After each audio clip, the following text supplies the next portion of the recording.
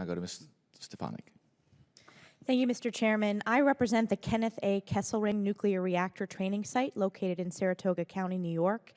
And as you know, the infrastructure investment in this site is critical to DoD's successful training mission, which directly impacts our national security. The unique training and R&D missions of the Kesselring site demand sustainable infrastructure, facilities, and equipment to train Navy sailors on how to safely operate nuclear reactors that power Navy submarines.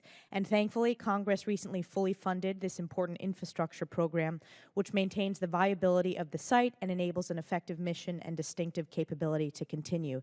But what concerns me is the method of moving funds that are already allocated to infrastructure and are being redirected to operations, which could be deemed a higher priority. And as I see it, this can have significant impact on our Navy's readiness. So Vice Admiral Smith, my question is, to what extent do you anticipate the method of redirecting funds from sustainment accounts over to other priorities?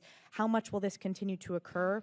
And is there a potential for this redirecting to directly have an impact on the readiness of nuclear training locations such as the Kesselring site?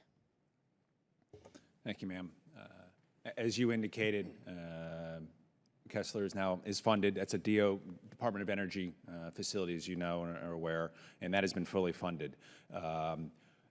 When funds are shifted from the maintenance to the operational, we again go back to that priorities and making sure that it does not impact or affect the nuclear triad and the strategic facilities and requirements we need to meet. So that is our #1 priority.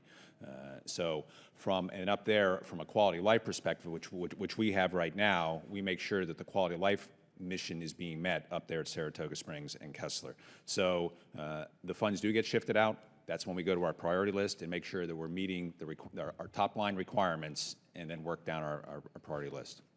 Great. So, you mentioned this earlier and you sort of touched on this in your response. You've said you've taken a deliberate level of risk on base operating support functions.